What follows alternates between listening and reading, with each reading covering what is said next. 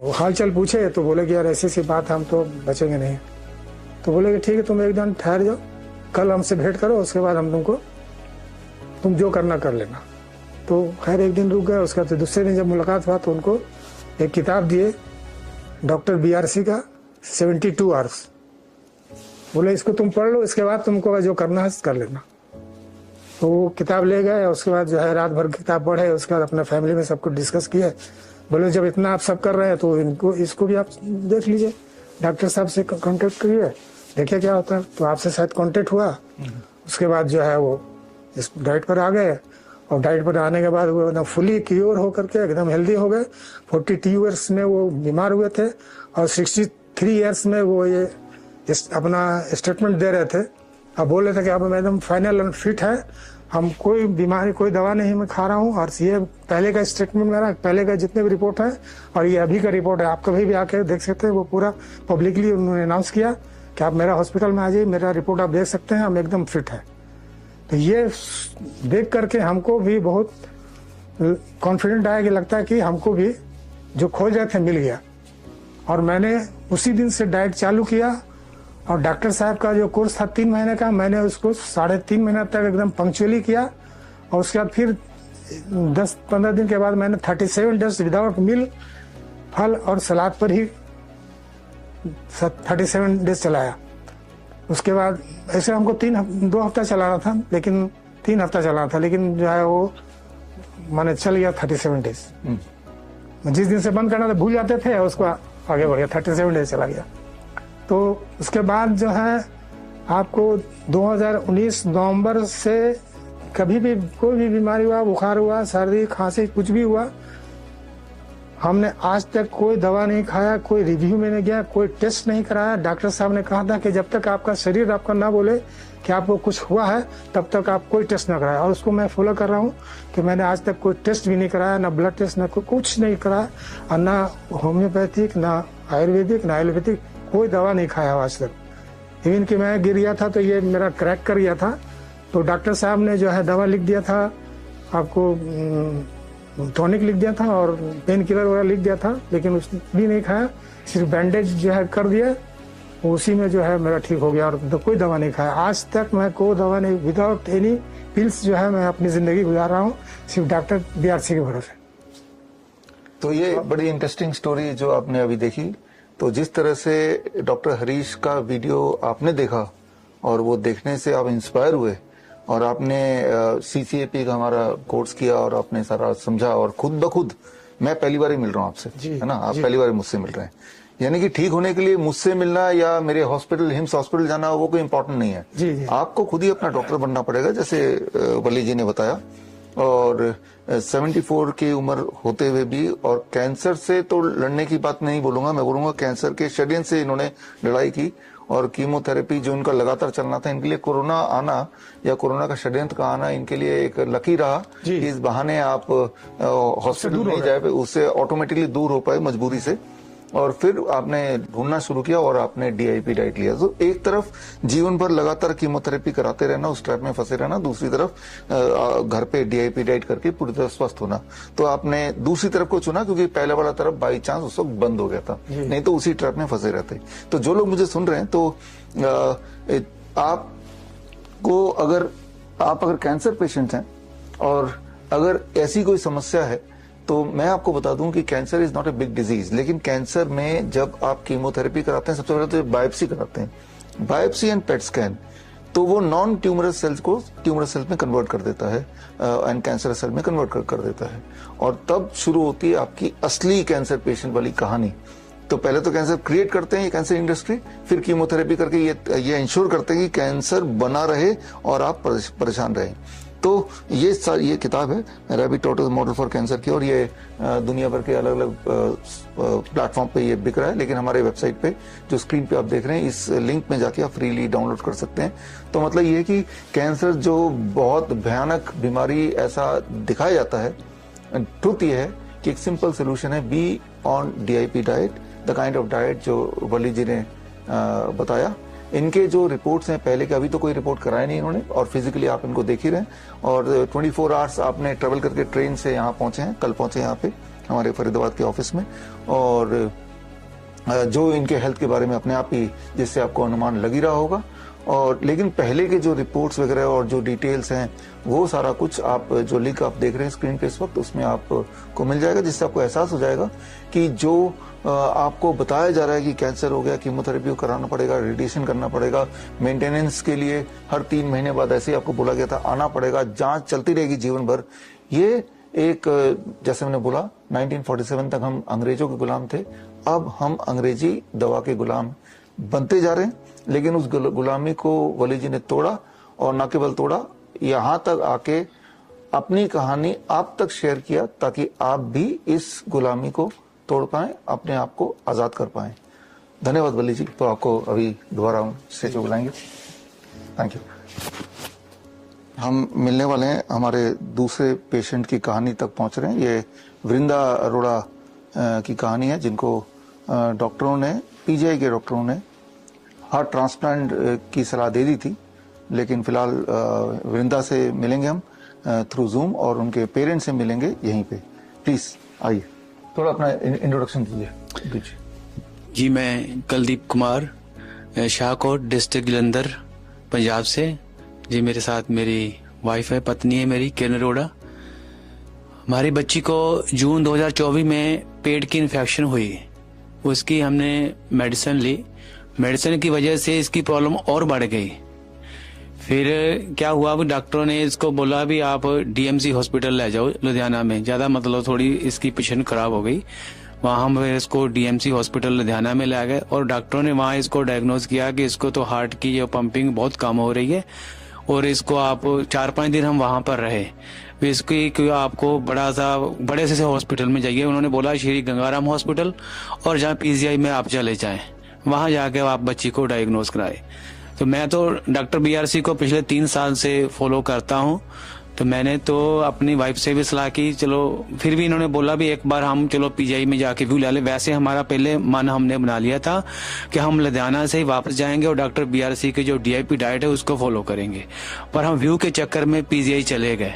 जैसे डॉक्टरों ने, वो डीएमसी के हॉस्पिटल वाले डॉक्टरों ने ना हमें डरा बहुत दिया था कि पता नहीं आपकी बच्ची बचेगी कि नहीं बचेगी, इतना उन्होंने हमें डरा दिया था। इसलिए हम डर की वजह से हम वहाँ चले गए। पीजीआई में हम 4-5 दिन वहाँ रहे। वहाँ भी उन्होंने, जो उनके डॉक्टर थे, उन्होंने सारा ट्रीटमेंट ही इसके इतने टेस्ट कर दिए, हमारी बच्ची के इतने टेस्ट कर दिए जो तो मतलब पहले से भी ज्यादा कमजोर हो गई। तो फिर उन्होंने यही बोला कि इसका एक ही हाल सोल्यूशन है, इसको हार्ट ट्रांसप्लांट ही कराना पड़ेगा। फिर मैंने अपनी वाइफ से सलाह की, हमने घर पे अपने माता पिता से बात की, फिर हम तो छुट्टी लेके घर वापस आ रहे हैं और डॉक्टर बीआरसी को फॉलो करेंगे। उनकी टीम से हमको पता था कैसे कांटेक्ट करना है इनसे, वो कांटेक्ट करेंगे। हम छुट्टी लेके घर आ रहे हैं। फिर परमात्मा का नाम लिया, मंदिर में माथा टेका और घर आ गए। डॉक्टर बीआरसी का जो ट्रीटमेंट था हमने शुरू कर दिया। 3 दिन लगे हमारी बच्ची को रिकवर होने में। वहाँ डॉक्टर जैसे हमको बोल रहे थे पता नहीं बच्ची बचेगी कि नहीं बचेगी, बट वो डीआईपी डाइट से जो डॉक्टर बीआरसी का जो फार्मूला था, 3 दिन के बाद ही हमें इसके इम्प्रूवमेंट नजर आनी शुरू हो गई। और 10 दिन के बाद इस बच्ची ने एक शादी में डांस मचा के सबको हैरान कर दिया। हमारे सारे रिश्तेदार खुश हो गए। जो इतनी बच्ची 15-20 दिन लगातार ही हम हॉस्पिटल में रहे, अब बहुत बढ़िया तरीके से रिकवर हो गई। हम अपने दिल से डॉक्टर बीआरसी का धन्यवाद करते हैं। हमारे पास शब्द नहीं है किन शब्दों से उनका धन्यवाद करें। वाकई वो जो उनके लिए शब्द बोले जाते हैं, वो धरती पे भगवान है। वाकई वो धरती पे भगवान है। हम कोटि कोटि उनका धन्यवाद करते हैं। कुछ ऐड करना चाहेंगे? हाँ, मैं बच्ची की मदर। हम लोग इसे लेकर, जैसे इसे प्रॉब्लम शुरू हुई 31 मई को इसे प्रॉब्लम शुरू हुई, उस वक्त हम लोगों ने इसे हल्की सी मेडिसिन लेके दी। स्टार्टिंग में इसे पेट की प्रॉब्लम थी, पेट में इन्फेक्शन बताई गई। उसके बाद इसे जॉन्डिस डायग्नोज हुआ, उसका ट्रीटमेंट शुरू हुआ, बट उससे इसके पेट की प्रॉब्लम में कोई फर्क नहीं पड़ रहा था। तो हम लोगों ने इसे जलंधर में लेकर गए बच्चों के हॉस्पिटल। वहां पर इसे हार्ट की प्रॉब्लम शो हुई। उन्होंने डायग्नोज किया कि इसकी हार्ट की पंपिंग में प्रॉब्लम है, आप किसी कार्डिक की तरफ ले जाओ इसे। तो हम लोग कार्डिक लुधियाना में लेकर गए। वहां पर इसकी पंपिंग 12 से 15% शो हुई। तो उन्होंने बोला कि इसका कोई सोल्यूशन नहीं है। काफ़ी सारे इसके टेस्ट हुए, टेस्ट में कोई बात नहीं आ रही थी, कोई प्रॉब्लम शो नहीं हो रही थी। किसकी वजह से इसकी हार्ट की पंपिंग में प्रॉब्लम आई। तो फिर उन्होंने हार्ट ट्रांसप्लांट की ओर हमें जाने को कहा, बट हम लोग हार्ट ट्रांसप्लांट की ओर नहीं जाना चाहते थे। हम लोग सर्जरी की तरफ नहीं जाना चाहते थे। हम लोग इसे ऐसे ही रिकवर करना चाहते थे, चलो इसकी रिकवरी ऐसे ही हो जाए किसी मेडिसिन के साथ या किसी और वजह से। तो उन्होंने हमें इतना मेंटली इतना टॉर्चर समझ लो किया, जब बच्चे के इतने ज़्यादा टेस्ट किए कि हम लोग इतना डर गए थे। हमें लगता था कि आज रात बच्ची सो रही है, पता नहीं कल सुबह हमारे साथ क्या होगा। बच्ची जब रात को कई बार इससे इतनी ज़्यादा दिक्कत हो जाती थी वहाँ पर, तो हम लोग लुधियाना ने तो 5 दिन इसे ऑक्सीजन पर भी रखा। उन्होंने बोला कि इसकी कंडीशन इतनी सीरियस है जो ऑक्सीजन के बिना रह नहीं सकती।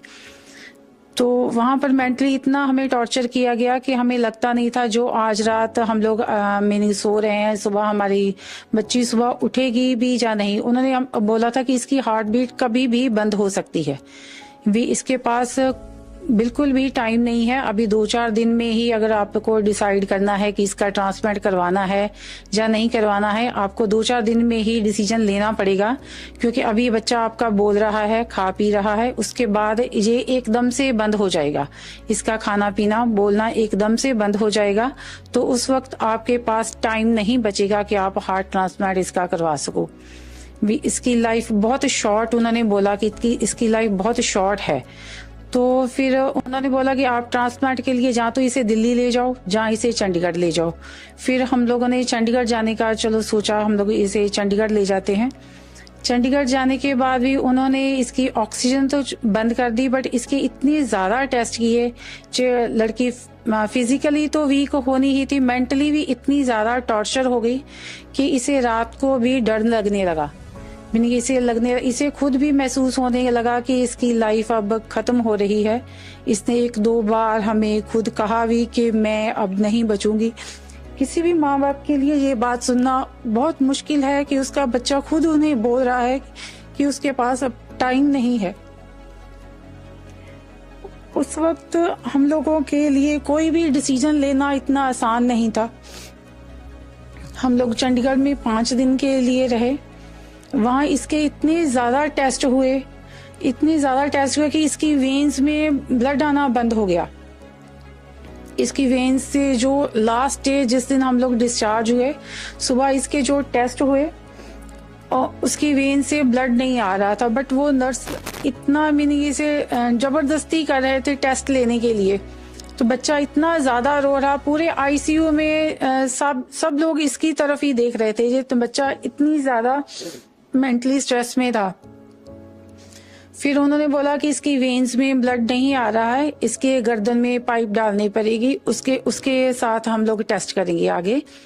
तो उन्होंने एक डॉक्टर थे वहाँ पर, जूनियर डॉक्टर, उन्होंने हमारी कुछ हेल्प की। उन्होंने बोला कि जो कैनुला इसकी गर्दन पे लगेगा यहाँ पर, उसमें एक नीडल डाली जाएगी पहले। वो नीडल में भी इसके लंग्स में लग सकती है, उसकी वजह से इसके लंग्स में इन्फेक्शन हो सकती है। जहाँ इसके हार्ट में लग सकती है तो उसकी वजह से इसके हार्ट से ब्लीडिंग शुरू हो सकती है। अगर इसके हार्ट से लगने की वजह से इसके हार्ट से ब्लीडिंग शुरू हो जाती तो हमारे पास कोई और सोल्यूशन नहीं रहता हार्ट ट्रांसप्लांट के सिवा, क्योंकि वहां पर भी उन्होंने हमें यही सलाह दी थी कि चंडीगढ़ में भी कि इसका सोल्यूशन सिर्फ हार्ट ट्रांसप्लांट ही है, उसके अलावा इसका मेडिसिन में कोई ट्रीटमेंट नहीं है, इसका ट्रीटमेंट नहीं हो सकता। आपके पास टाइम बहुत कम है, आप एकदम से डिसाइड करो कि आपको हार्ट ट्रांसप्लांट करवाना है या नहीं करवाना है। मीनिंग इसकी हार्ट बीट कंट्रोल में नहीं है। बट हम लोगों ने फिर ट्रांसप्लांट की ओर ना जाकर हम लोगों ने डॉक्टर BRC से कांटेक्ट किया। इन्होंने हमें श्योरिटी दी कि बच्चा 100% ठीक हो सकता है। हम लोग इनकी टीम को और इनको इतना धन्यवाद देते हैं कि इन्होंने हमारी बच्ची की जान बचाने में हमारी बहुत ज़्यादा हेल्प की है।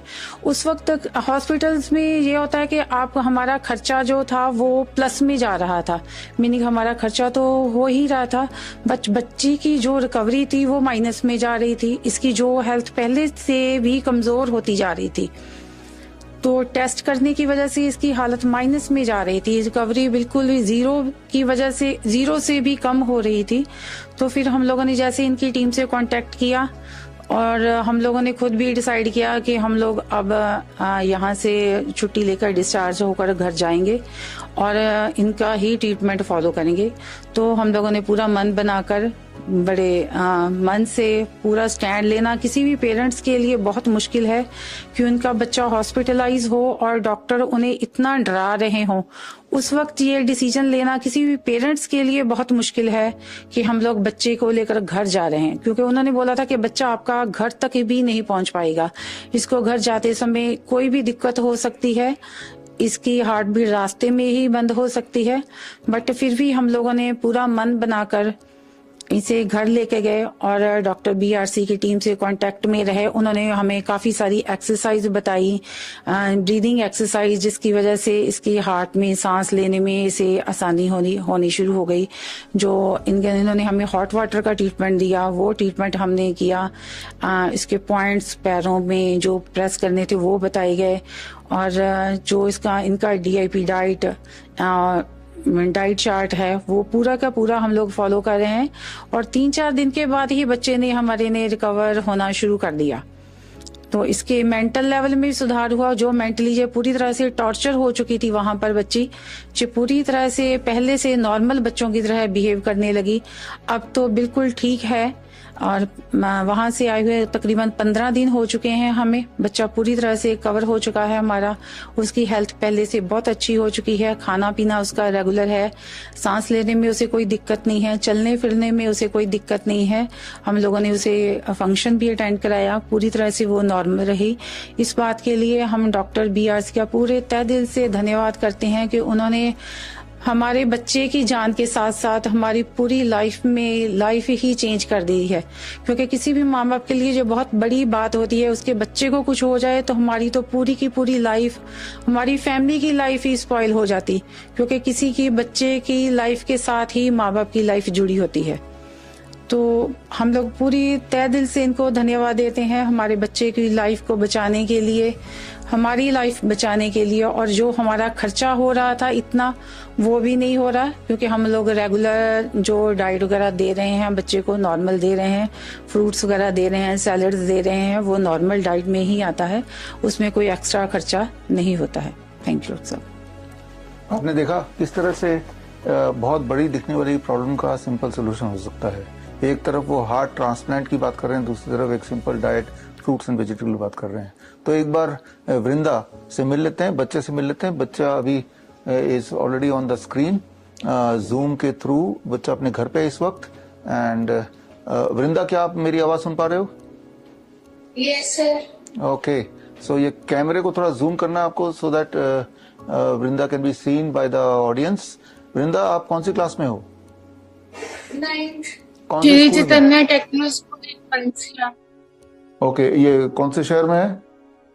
कहाँ पे? शाहकोट। ओके, कौन सा शहर? District Jalandhar, Shahkot district Jalandhar. Shahkot district Jalandhar, Punjab. Okay, ठीक है ठीक है। अब कैसा फील कर रहे हो? सर अभी बहुत ज्यादा अच्छा फील कर रहे हैं। Very good very good very good very good. तो हाँ, मुझे भी देख के लग रहा है कि आप अच्छा फील कर रहे हो, ये बहुत ही अच्छी बात है। तो और आपको ये फ्रूट्स एंड वेजिटेबल डाइट खाने में कैसा लग रहा है? नो सर, सर मुझे फ्रूट्स पसंद है वैसे तो। हाँ, तो अच्छा है, इसको अभी भी खाना, हमेशा के लिए खाना है ये, क्योंकि इससे आप कभी बीमार पड़ोगे तो फटाफट ठीक हो। बीमार तो हम पड़ते ही हैं, खांसी जुकाम बुखार ये सब चीजें, लेकिन फ्रूट्स एंड वेजिटेबल डाइट जब आप लोगे और लेते रहोगे तो हमेशा के लिए that will protect you from all kind of illness, right. तो आपसे मिलके जूम के थ्रू बड़ा अच्छा लगा एंड हम उम्मीद करेंगे कि इस दिन इन पर्सन भी हम मिलेंगे। फिलहाल आप यहाँ फिजिकली तो प्रेजेंट नहीं हो, लेकिन आपके मम्मी पापा और एक हमारे पेशेंट या मित्र वली जी, आप भी आइए स्टेज पे, प्लीज कम, आइए आइए। और हम एक किताब आज रिलीज करेंगे, आपके मम्मी पापा जब घर में आएंगे तो ये किताब आपको दे देंगे। आइए।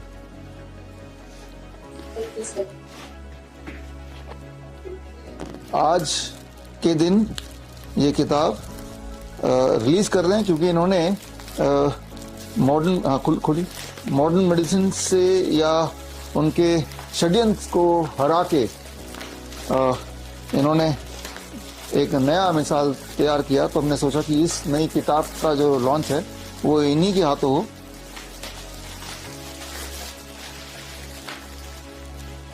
If you are the first responder, ये किताब का नाम है। ये किताब हिंदी इंग्लिश दोनों भाषा में है। ये किताब जो लोग मुझे अभी देख रहे हैं अलग अलग सोशल मीडिया प्लेटफॉर्म पे, ये किताब आपको अगर चाहिए तो आप स्क्रीन पे दिए हुए लिंक में जाके इसको फ्री डाउनलोड कर सकते हैं, हिंदी इंग्लिश में पढ़ सकते हैं। हालांकि अलग अलग ऑनलाइन स्टोर में ये बिक रहा है, लेकिन फ्री डाउनलोड हमारे वेबसाइट पे आपको मिल जाएगा। और ये सिर्फ एक किताब नहीं, किताब के साथ ये पूरा किट है जैसा आप देख रहे हैं, रैपिड एक्शन किट। यानी कि जब भी कभी कोई मेडिकल इमरजेंसी हो तो आप उस वक्त लाचार ना फील करें, उसके लिए ये किताब है, छोटी सी किताब और साथ में एक किट। ये किट आप हमसे भी ले सकते हैं, किट खुद भी बना सकते हैं। वो कैसे? ये ई बुक को आप डाउनलोड कर लीजिए इस वक्त और उसमें जो इंस्ट्रक्शन लिखे हैं उनको फॉलो कीजिए। किट बनाने के लिए क्या क्या सामान चाहिए वो फॉलो कीजिए। इसमें वीडियो लिंक्स बहुत सारे दिए हैं, जिसमें अगर बुक पढ़ के थोड़ी कंफ्यूजन हो तो वीडियो लिंक में जाके आप उसको प्रैक्टिकली भी देख सकते हैं। तो इस तरह से आप खुद का एक रैपिड एक्शन किट बना सकते हैं घर बैठे ही, घर के सामान से ही, ताकि कभी कोई बेहोश हो जाता है, कभी किसी को हार्ट अटैक आ जाता है, कार्डियक अरेस्ट हो जाता है, या अस्थमा अटैक हो जाता है, तो या नोजिया फील कर रहा है, वोमिटिंग फील कर रहा है, इस तरह के इमरजेंसीज में 16 मेडिकल इमरजेंसीज में ये आपके लिए कारगर हो सकता है।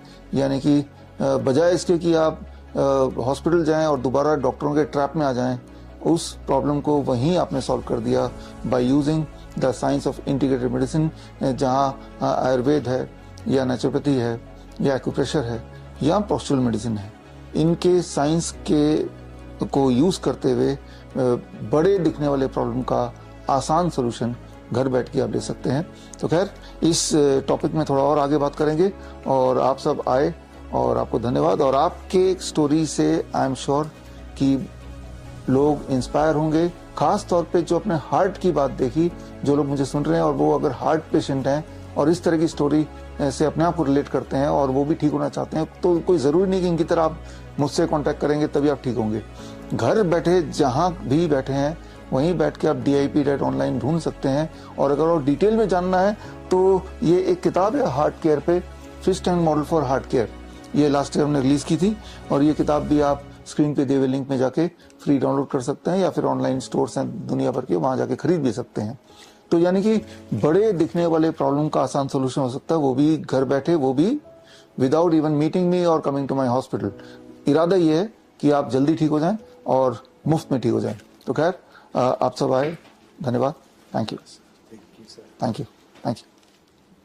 आपने अभी देखा, अभी जाना कि ये दोनों के दोनों पेशेंट, एक कैंसर पेशेंट एंड एक हार्ट पेशेंट, कैसे इन्होंने कीमोथेरेपी से जान छुड़ाई, बोन मैरो ट्रांसप्लांट से अपने आप को बचाया, या कैसे हार्ट ट्रांसप्लांट से बचाया और पूरी तरह नॉर्मल हुए by a simple DIP diet. एक ऐसा डाइट जिसको करने के लिए आपको मुझसे मिलने की जरूरत नहीं है, आप अपने घर बैठे ही कर सकते हैं, आसानी से कर सकते हैं। आई एम श्योर जो लोग मुझे सुन रहे हैं इनमें से काफी लोग ऐसे होंगे जिन्होंने DIP डाइट का लाभ ऑलरेडी लिया है, अभी भी ले रहे हैं। ये दो जो मैंने केस स्टडी आपको दिखाया, जो मिलवाया, इनके सच्चाई को जानना अगर चाहते हैं गहराई से, तो स्क्रीन पे दिए हुए लिंक में जाके इनके सारे मेडिकल हिस्ट्री अलग अलग हॉस्पिटल के आप देख सकते हैं, जिससे आपको भरोसा हो जाएगा कि किस प्रकार का ये ट्रैप बनाया गया और कैसे ये ट्रैप से बाहर निकले। तो ट्रैप से बाहर निकला मतलब ये कि आपने अंग्रेजों से तो आज़ादी पा ली है, लेकिन अंग्रेजी दवाई का जो षड्यंत्र है उससे मुक्ति पाना मुश्किल है, उससे मुक्ति पाना जरूरी भी है।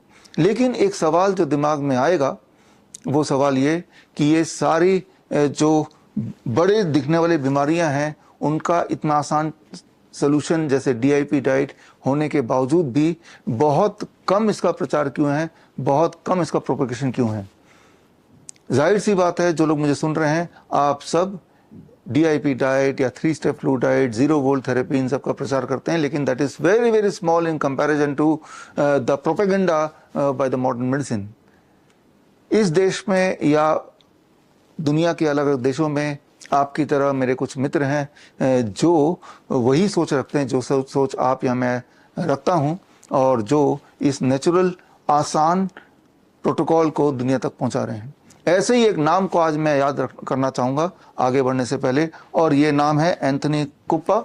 एंथनी कुप्पा जो मलेशिया के सिटीजन हैं, या थे मैं बोलूँ, और ये DIP डाइट के फॉलोअर भी रहे हैं, और पिछले 10 वर्षों में मलेशिया में उसके आसपास के देशों में DIP डाइट का प्रचार करने में हमारी मदद की, और प्रोपेगेट करने में और दुनिया को बताने में कि बड़े दिखने वाले प्रॉब्लम का छोटा सोल्यूशन, आसान सोल्यूशन हो सकता है। यही उनका गोल बन गया था। दुख के साथ मुझे आपको बताना पड़ रहा है, इसी महीने 10 जुलाई को एंथनी कुप्पा की डेथ हो गई at the age of about 76, और मौत का कारण है एक्सीडेंटली पानी से में डूब जाना। और उसके बाद जैसा कि प्रथा चली आ रही है कि किसी की अगर डेथ हो जाती है तो उसको हॉस्पिटल फिर भी ले जाते हैं, जबकि पता है कि डेड बॉडी का हॉस्पिटल कुछ कर ही नहीं सकती, जिंदा आदमियों को भी कुछ नहीं कर सकती ज़्यादा कुछ, तो मरे आदमी को कैसे वो जिंदा करेगी या क्या फ़ायदा करेगी। लेकिन ये बाई प्रोटोकॉल है, एक प्रथा बनी हुई है कि डेड बॉडी है तो भी उसको हॉस्पिटल ले जाओ। और जब एंथनी कुप्पा जी को हॉस्पिटल ले जाया गया तो वहाँ पे डॉक्टर ने उन पे कोरोना टेस्ट किया और बोला एंथनी कुप्पा कोरोना पॉजिटिव हैं, हम इनकी बॉडी नहीं दे सकते। सो पहले ही दुख था, मातम था घर में, इनके परिवार में, लेकिन अब एक और दुख आ गया कि आखिरी दर्शन भी एंथनी कुप्पा का कोई नहीं कर पाया और ना ही कोई फ्यूनरल या अंतिम संस्कार हो पाया। तो ये एक सोचने वाली बात है कि एक डेड बॉडी कैसे कोरोना फैला सकता है।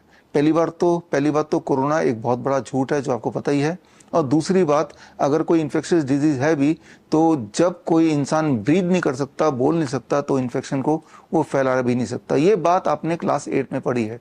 एक छोटे से उदाहरण से मैं आपको समझाता हूँ।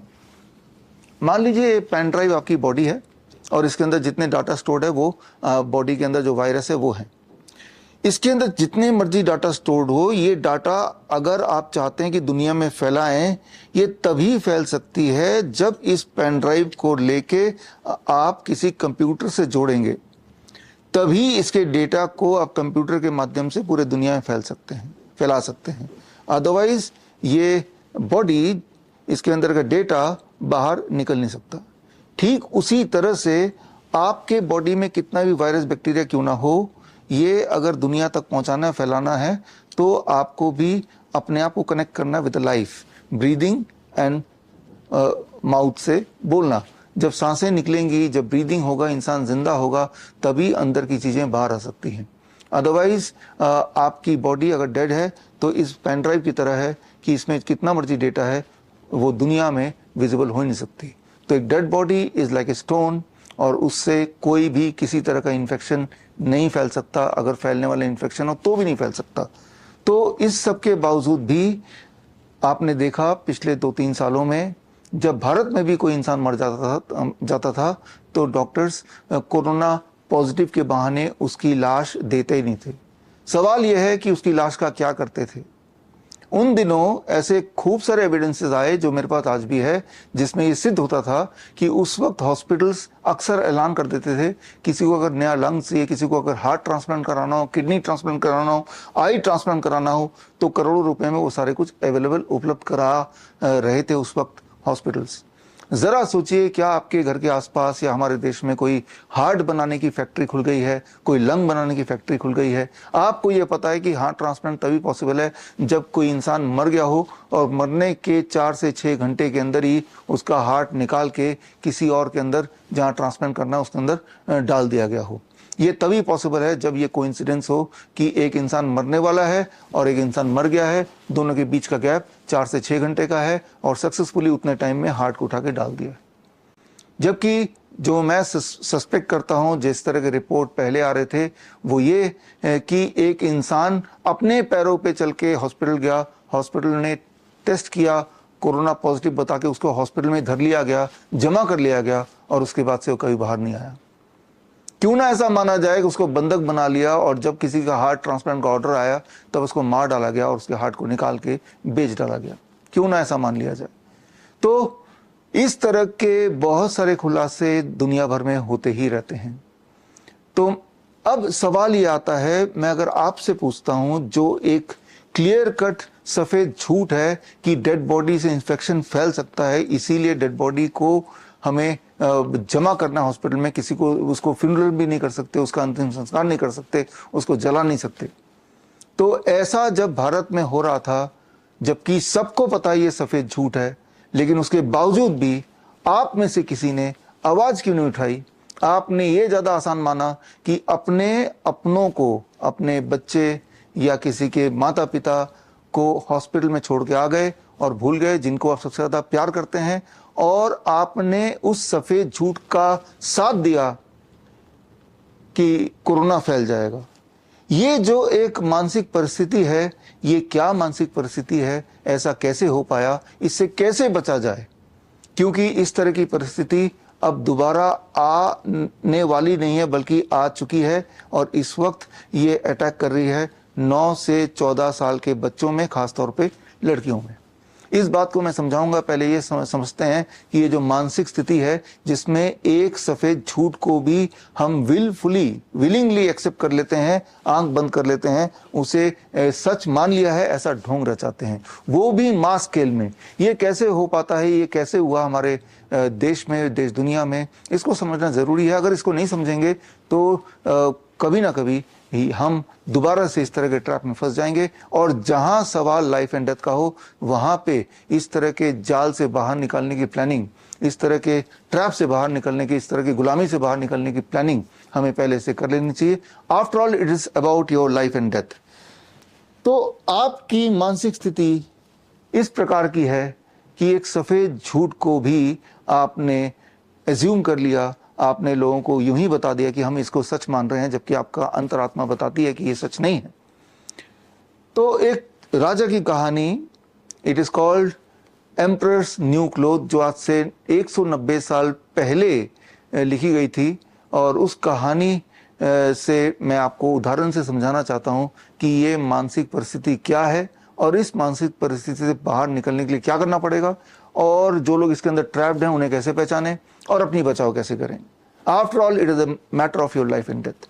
तो इसको थोड़ा समझते हैं। समझने के लिए वो कहानी पे चलते हैं, और कहानी पे ये एक राजा की कहानी है।